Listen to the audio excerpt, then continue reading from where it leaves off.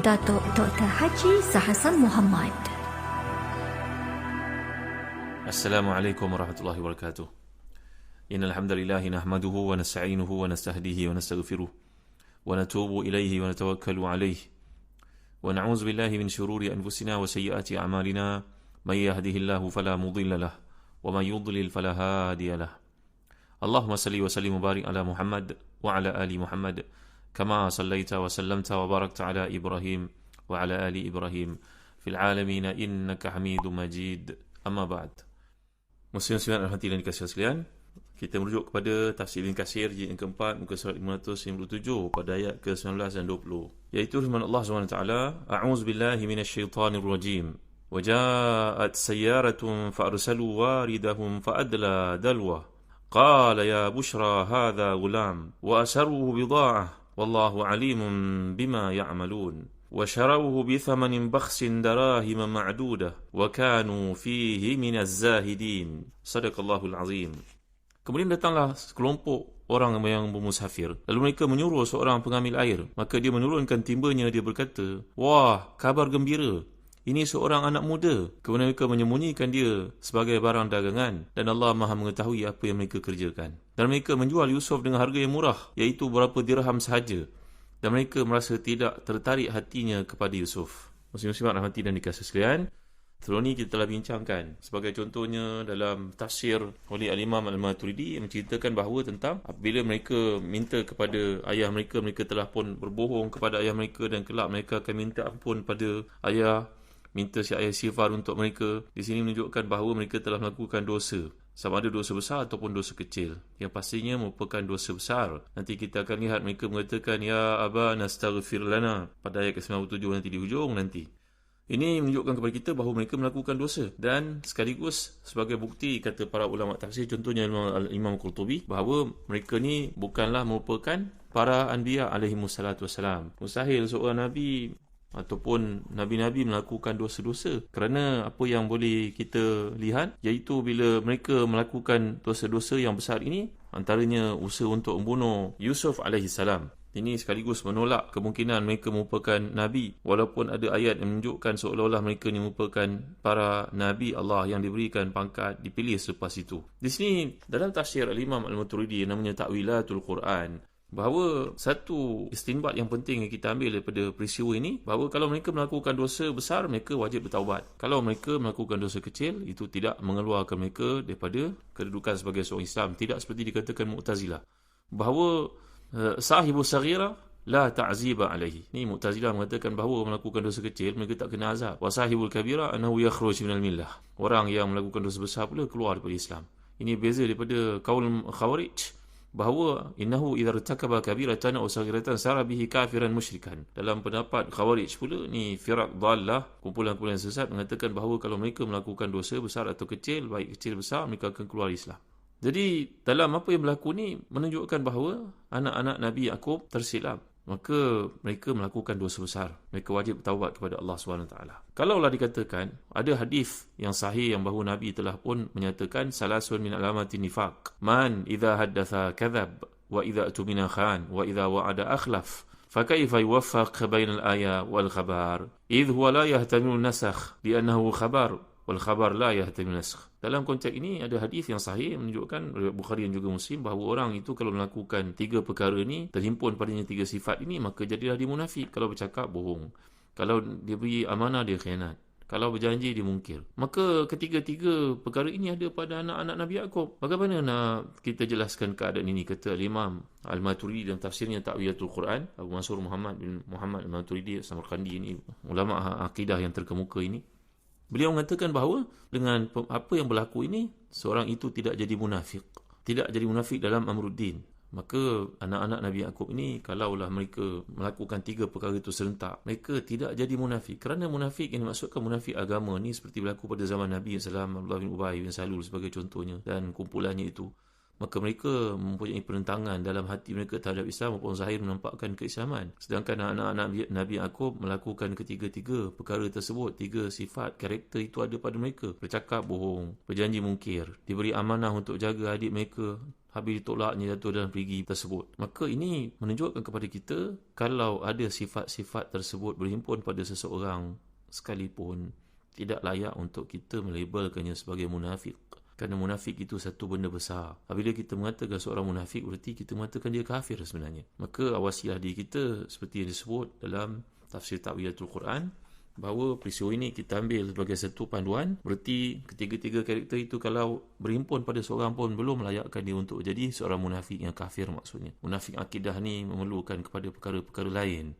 Kebencian dalam hati yang bersarang. Untuk kisah anak-anak Nabi Yaqub ini, walaupun mereka melakukan tiga-tiga perkara tersebut, sifat itu ada pada mereka, tapi sebenarnya hati mereka beriman. Sebagai buktinya nanti kita akan lihat di ujung surah Yusuf ini, mereka berkata kepada ayah mereka, "Ya abana astaghfir lana." Wahai ayah, mintalah ampun kepada Allah untuk kami. Nanti kita akan sampai pada bahagian ini. Jadi muslim-muslimat dalam hati dan dikasih sekalian, mengenai episod yang kita sedang bincangkan sekarang ni, iaitu berkaitan dengan kedatangan sekumpulan. Allah menceritakan apa yang terjadi kepada Nabi Yusuf dalam perigi, iaitu ketika saudara-saudaranya melemparkannya ataupun mengikatnya pada tali, menanggalkan pakaiannya seperti disebut dalam banyak kitab tafsir. Al-Baghawi sebagai contohnya, Ibn Jarir Tabari riwayat yang banyak, Al-Imam Al-Qurtubi. Kemudian bila dah ikatkan pada tali tersebut, turunkan dalam pergi, dah sampai separuh, agak-agak jarak yang selamat, maka dipotongnya tali tersebut.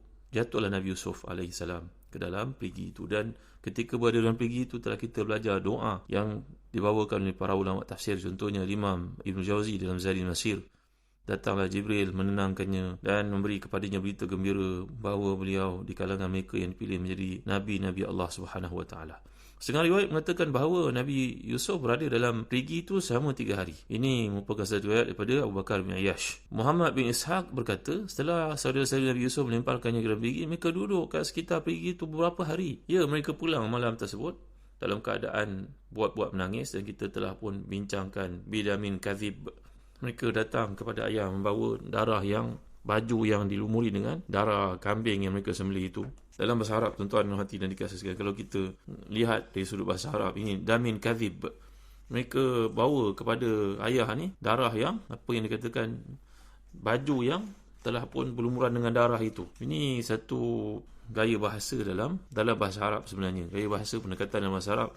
Itulah kalau kita lihat indahnya bahasa Arab ni, kalau menyatakan tentang darah pada baju ini, darah yang dianggap sebagai darah bohong yang didustakan. Maknanya kat sini dipanggil wusifa bil masdar mubalaghatan. Ini satu bentuk sifat yang datangnya dalam bentuk masdar, kerana nak menunjukkan kukuhnya pembohongan itu. Kerana baju ni telah kita bincangkan bila dihantar kepada Nabi Yaqub, pertama yang dilihat baju itu sempurna, tak ada kesan koyak ke, kesan gigitan ke. Kalau kita kata seorang itu pembohong, huwa kazib. Kalau dia banyak bohong, huwa kadzab.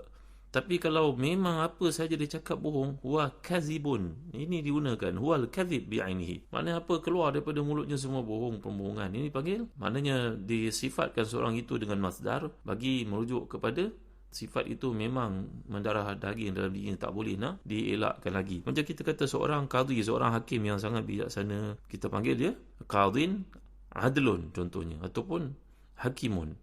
Maknanya memang apa yang terbit daripada mulutnya merupakan kebaikan, kebenaran, perkara yang keadilan, fair untuk semua. Sebaliknya kalau kita kata seorang pembohong, huwa al-kadhib bi'ainihi, tengok saja dia nampak sebagai pembohong. Maka inilah yang dimaksudkan dalam ayat Allah, wa ja'u ala kamisi bidamin kadhib. Maknanya mereka datang kepada ayah pada waktu malam itu dengan baju Yusuf dalam keadaan mempunyai darah, bermula dengan darah.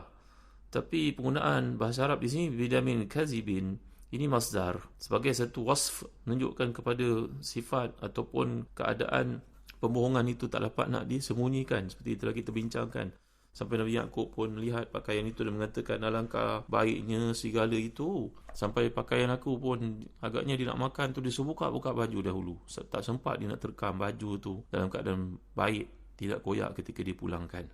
Jadi Allah menceritakan kepada kita apa yang terjadi kepada Nabi Yusuf ini. Beberapa orang ahli qiraat membaca ya Bushrai, iaitu sehingga Imam Maksudi menyangkakannya sebagai nama orang yang dipanggil. Mungkin nama itu nama seorang yang dipanggil sebagai Bushrai, nama orang itu Bushrai.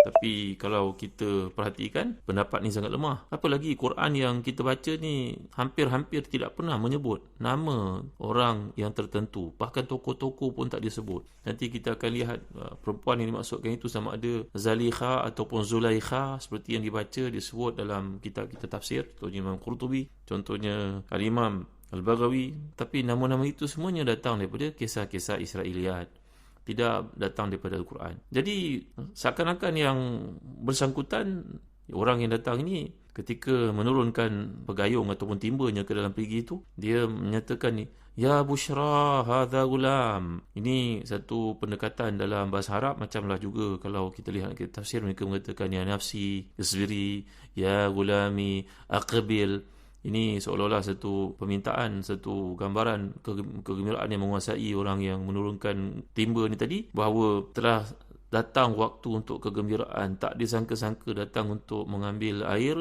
untuk tujuan minum. Rupa-rupanya dalam timba yang diturunkan itu bergayut seorang budak yang sangat cantik, yang sangat indah penampilannya, seorang yang sangat handsome. Jadi maksud bila mereka mengatakan ya Bushra, ini merujuk kepada panggilan seorang yang kerjanya budak suruhan untuk tujuan menarik timba ini ataupun pembantu, maka itu merupakan satu pentafsiran yang aneh. Kerana kita dinyatakan bahawa nama-nama manusia kurang disebut dalam Al-Quran, melainkan pada waktu tertentu, macam kisah Maryam, macam Luqman, adalah beberapa yang disebut namanya oleh Allah SWT. Selain daripada itu tidak disebut olehnya.